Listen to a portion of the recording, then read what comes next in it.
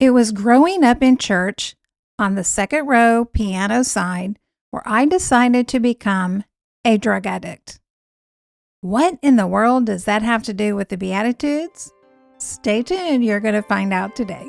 If your desire is to become spiritually stronger, emotionally healthier, and relationally smarter, you're at the right place.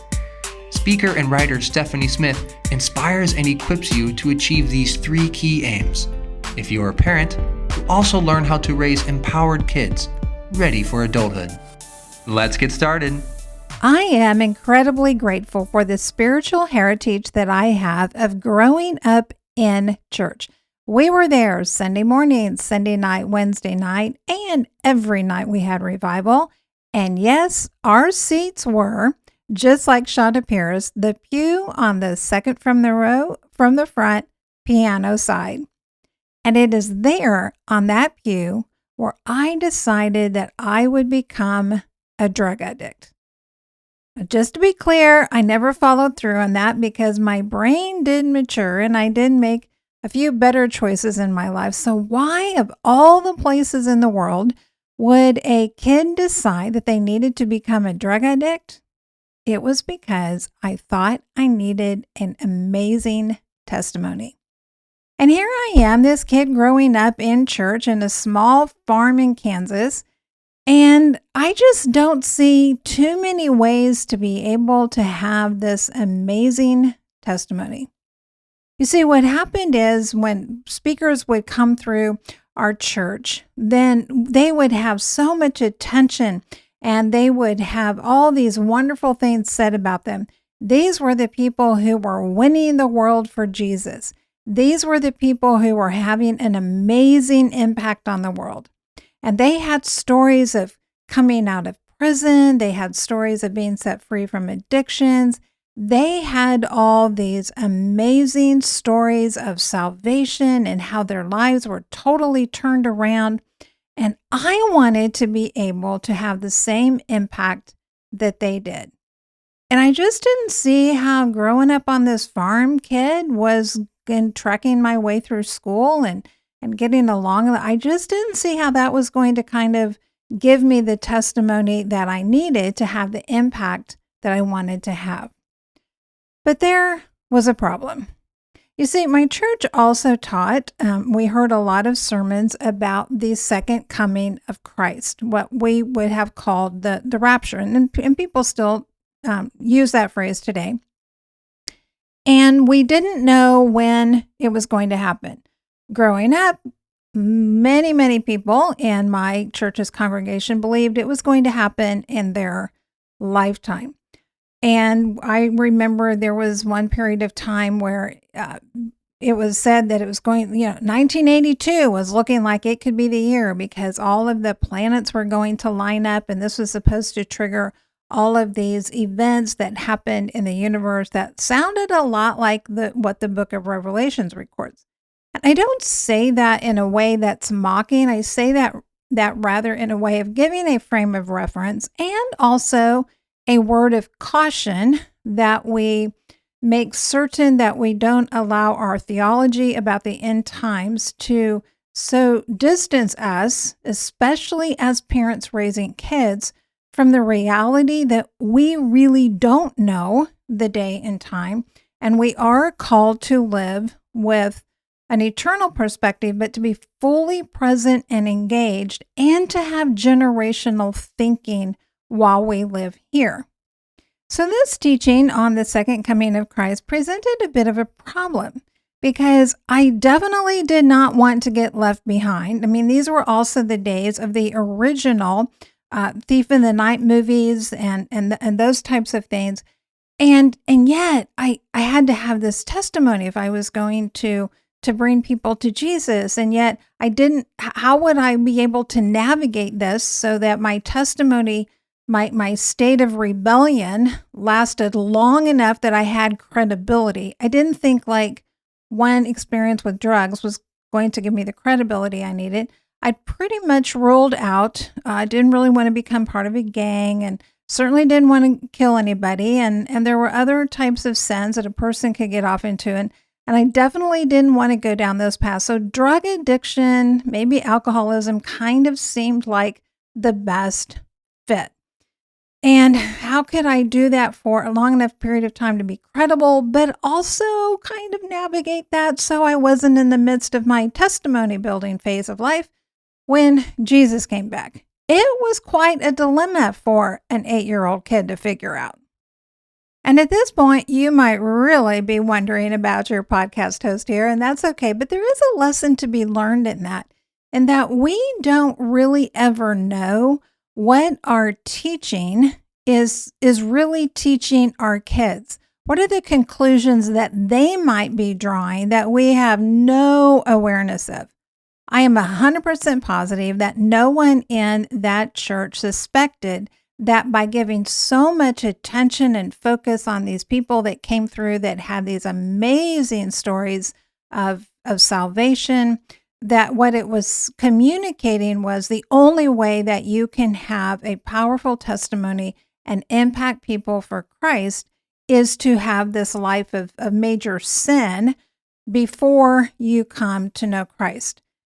And instead, if there had been more focus put on, just the people that were there who weren't out living these lives of sin and maybe had never had that in their past, but man, they were showing up and they were living a life of faithfulness before God. It might have kind of balanced it out a little bit, but that's not what happened. Well, I never could quite resolve how I was going to be able to build my testimony and make sure that I did it while I avoided the second coming of Christ. So eventually I did grow up. I got older, my brain matured, and I realized that I didn't really have to make that kind of a decision. But still, for years and years and years of my life, I really felt like my testimony was something that didn't really have the power that other people's had. But as I have grown and matured, I have come to appreciate the testimony that I do have and to recognize that we don't have to go seeking out struggle and temptation and trauma, because it has a way of finding all of us, sometimes just in more overt ways and sometimes in ways that aren't flashy and don't make it up on the billboard, so to speak, but it's still tremendously significant. And I want you to bear that in mind as we are talking about this last Beatitude, as we've been walking through this series from the book of Matthew chapter 5 and the beginning of this famous passage called the Sermon on the Mount. And the beginning part of this, where we have these very few verses that are the Beatitudes as we've come to call them. And this last one is one that we want to be careful how we teach it, because it can leave both kids and adults with a perspective that we don't really intend for them to have. This last Beatitude, and it's kind of typically referred to as the same, even though it's in a couple of different verses. It's like there's the short version, and then there's a little bit of the longer version.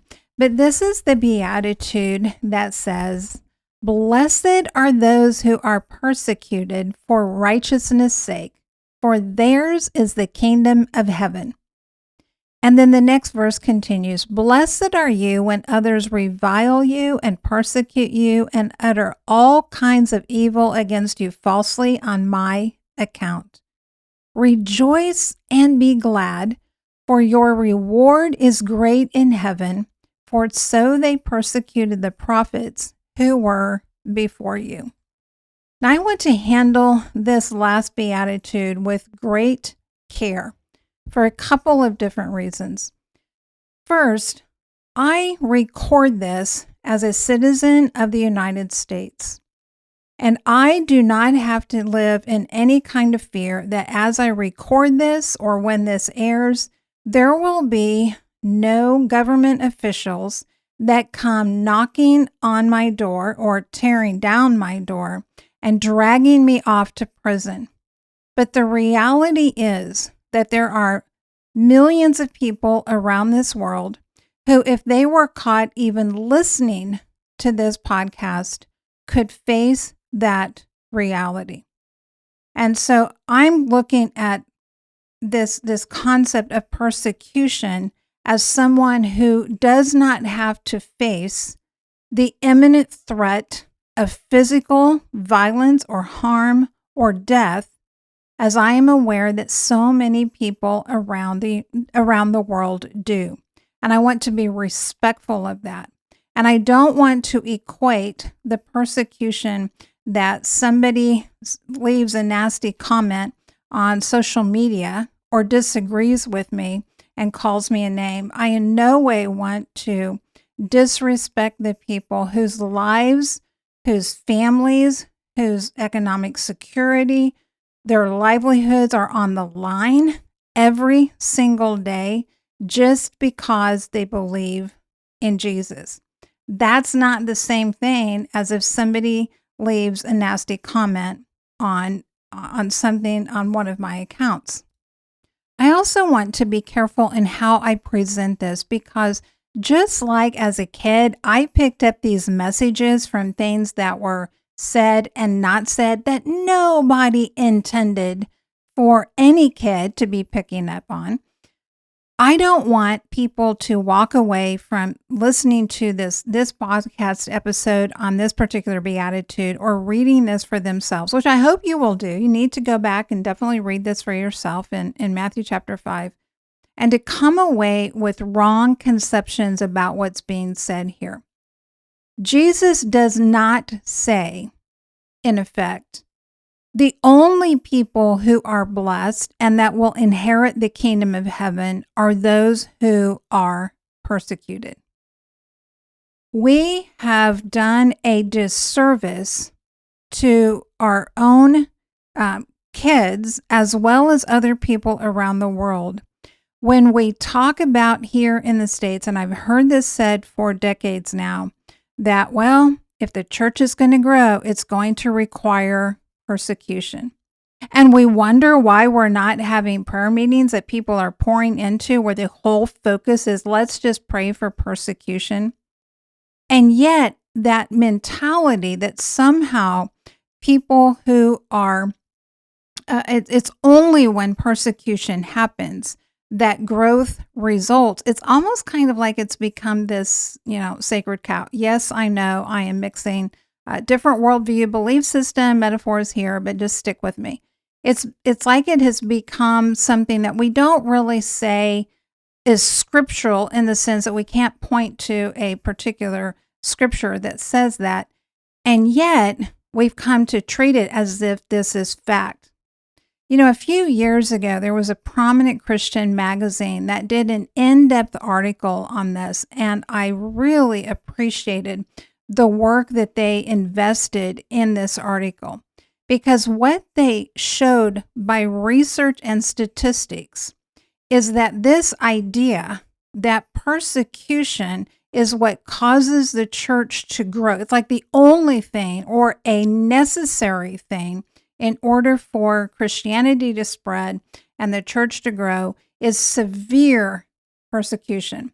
I'm not talking here about persecution because somebody, says something about your blog post or about this podcast episode, or, fires off an email because they didn't like your sermon or something.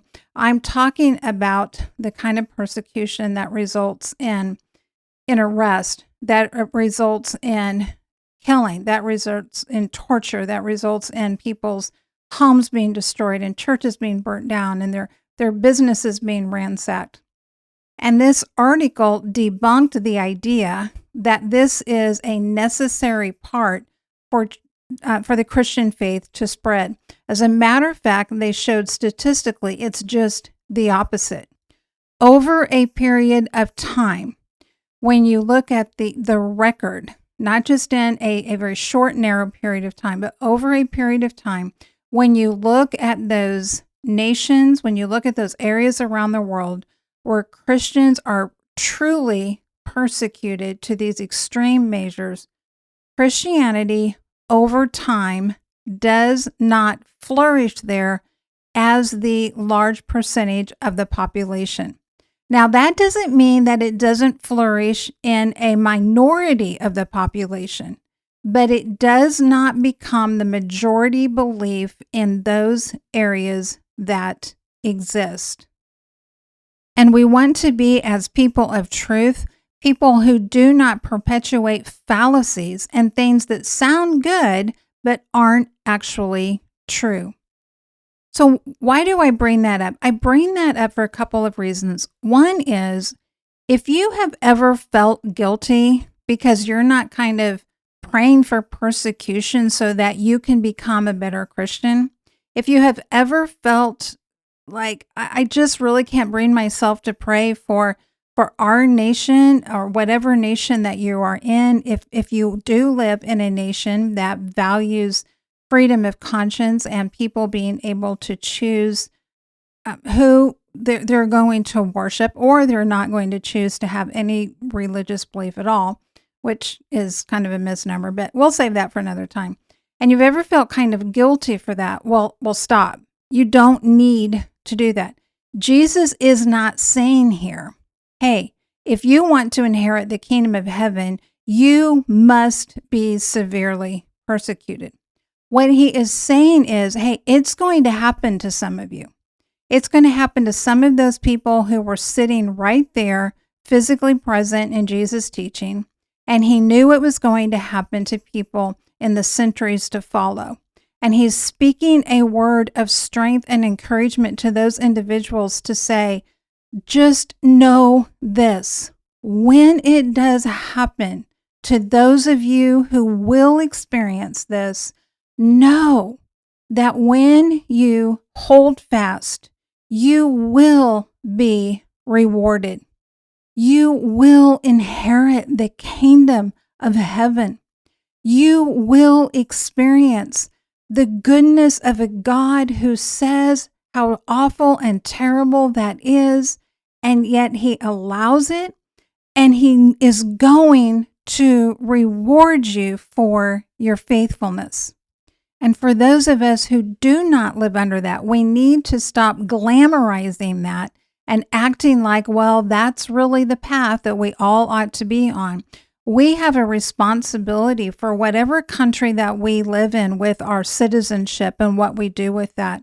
And for those of us who have this incredible privilege to live in a country where there is freedom of expression of worship, we are to steward that. We're not to just throw that away and be careless with our citizenship and how we show up and engage in these areas that continue to give us laws or to remove them as it comes to our worship.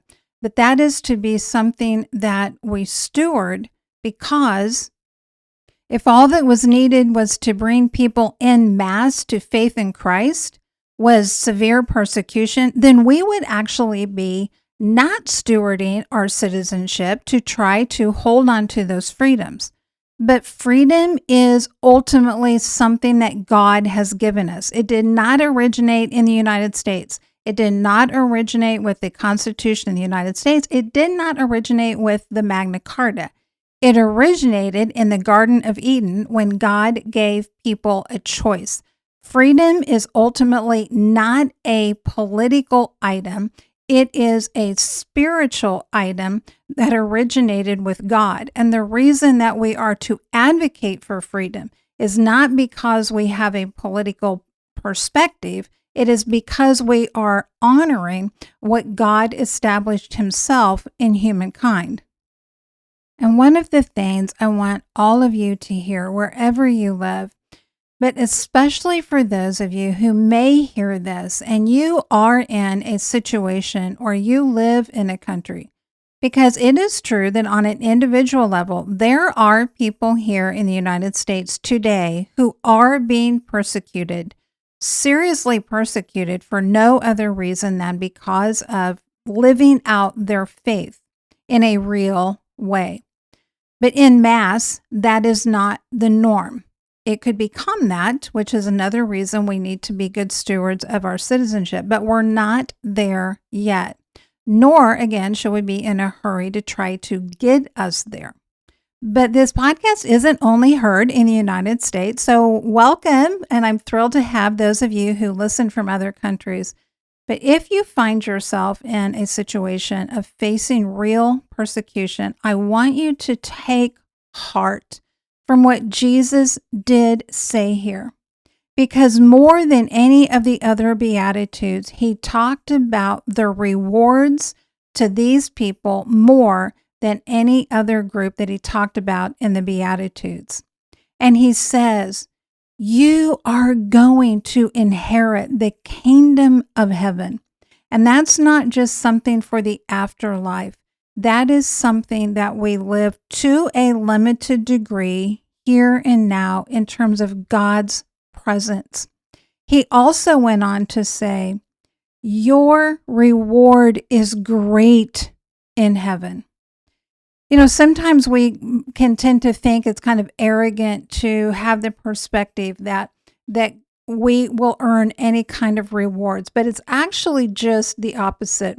Hebrews 11:6 tells us that if we want to please God, we must believe not only in his existence, but we must believe in his goodness and that he rewards those who faithfully follow him.